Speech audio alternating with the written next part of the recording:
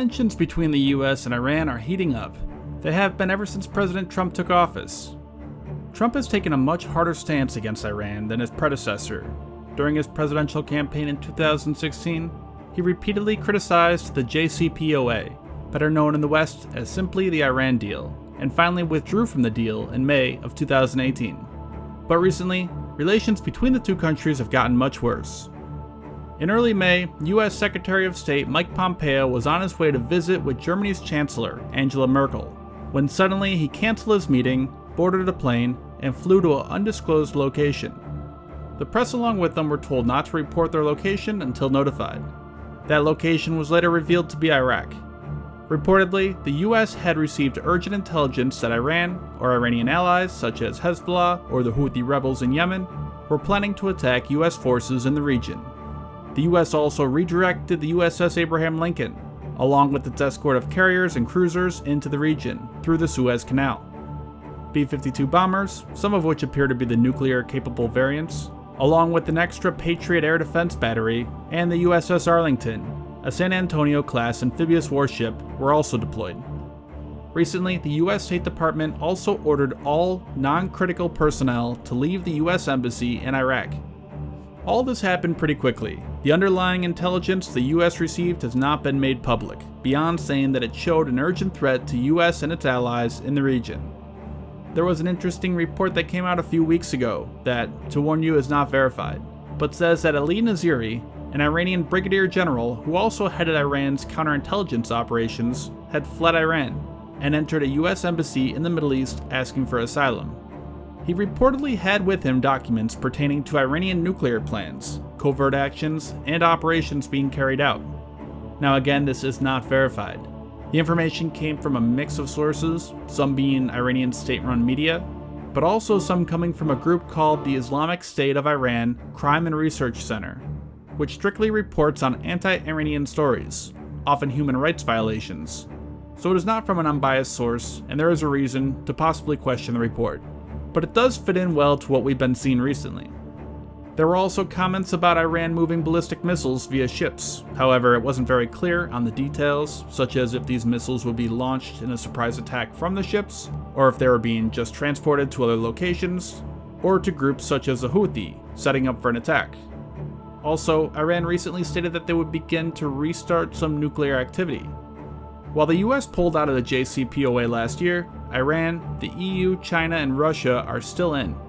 Iran says the new nuclear work would not violate the agreement, and that they were not withdrawing from the agreement, but would be reducing some of their commitments that they made in the deal. And now there have been new events which only further increase the tensions. On May 13th, Saudi Arabia stated that 4 oil tankers were sabotaged in the Persian Gulf. The US has now said that Iran was behind the attack, without providing any evidence. Then there was another attack, in Saudi Arabia, reportedly by an Iranian-built, Houthi-operated drone, which hit part of an oil and natural gas pipeline. This pipeline was built in part to bypass the Strait of Hormuz, an historically very volatile place. I made a video discussing the Strait and its importance in the oil trade, which I've linked here if you're interested. But the pipeline enables Saudi Arabia to take away some of Iran's influence and control over the oil trade by its past threats to shut down the strait via naval mines and threatening to attack ships transiting it, 2 things that Iran has done in the past. Finally, US Acting Secretary of Defense Patrick Shanahan had contingency plans drawn up for possible scenarios to deal with Iran in the event hostilities break out. These plans include sending 120,000 troops and personnel to the region, along with aircraft, naval ships, and more, and that is on top of the carrier which just arrived, the Abraham Lincoln. Iran has built up a massive fleet of small surface ships, carrying anti-ship missiles and other weapons, which would likely be used in an effort to rush in and attack US ships, overwhelming them with pure numbers. This could work, and has worked in war games ran by the US. The famous Millennium Challenge 2002 was a war game ran to test just this, and it succeeded in destroying 16 US ships, including an aircraft carrier. A major problem with the region is its confined battle space. The Strait of Hormuz is less than 40 kilometers across at its shortest point, and most modern anti-ship missiles have ranges several times that, so it is extremely difficult to defend units stationed in the region from a surprise attack. So in the event of war with Iran, the US would likely be better suited to keep their ships at a distance, further out into the Arabian Sea, and use standoff range weapons like the Tomahawk, and its carrier aircraft like the F-A-18 to launch airstrikes, while keeping out of range of Iranian missiles. And actually, speaking of the F-A-18, I recently came across a real cool podcast called the Fighter Pilot Podcast I wanted to give a quick shout out to.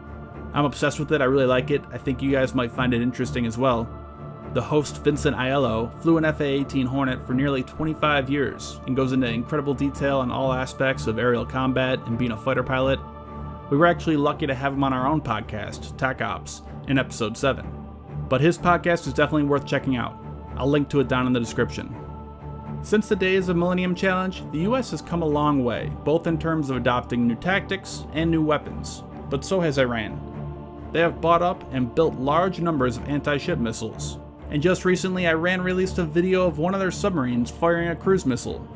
The video was chopped up, making it, in my opinion, somewhat questionable. It first shows the missile slowly being propelled just under the surface of the water, then suddenly switches, showing it quickly rocketing out into the air. If it is operational, it could reduce the warning time for the US by remaining hidden in the submarine underwater, creeping closer to a US ship, and then launching. But in the Persian Gulf, Iran also owns several small islands, on which is believed to be many land-based anti-ship missile batteries. These missiles are moved around, staying hidden from satellites and recon aircraft to help avoid being targeted, but you can make out some of the launching platforms, which they would likely be fired from. Iran has also received several S-300 surface-to-air missile systems from Russia, a system most people today are familiar with. These are also mobile, and can be quickly set up to defend an area.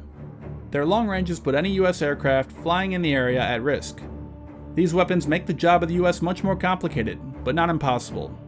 Iran's air defense, swarm of missile boats, and land-based missiles might enable them to get a few good punches in to start, but they would likely struggle after that. The USS Abraham Lincoln is part of Carrier Strike Group 12, which is made up of the carrier, its aircraft, Carrier Air Wing 7, Destroyer Squadron 2, with the USS Bainbridge, Gonzales, Mason, and Neats destroyers, along with the cruiser the USS Leyte Gulf. This is a pretty impressive force, carrying most likely around 200 Tomahawk cruise missiles, 40 plus F-A-18 Super Hornets, and a massive mix of air defenses, from the newest SM-6s to SM-2s, ESSMs, and Phalanx for long, medium, and short range, and point defense respectively. This combined with the B-52 sent into the region, and a whole mix of other aircraft from F-15s to Global Hawks, AWACS, and tanker aircraft in the area. The US also recently just deployed F-35s to Al Dhafra Air Base in the UAE, just across the Strait from Iran. So the US has a sizable force present. For now, tensions in the region remain high. Iran's response to all these events has been to say that they are not seeking war, that there will be no war, and that it is the US who is trying to instigate a conflict. While the US has said that its recent redeployment of the Carrier Strike Group and contingency plans are only to send a signal to Iran as a warning not to attack, so we can only wait and see. Hopefully, nothing happens. And real quick, I want to talk about Skillshare. Skillshare is an online learning community with thousands of classes in everything from design to business to technology that helps you learn cutting-edge skills. They teach you the skills you need to succeed in today's and the future's economy.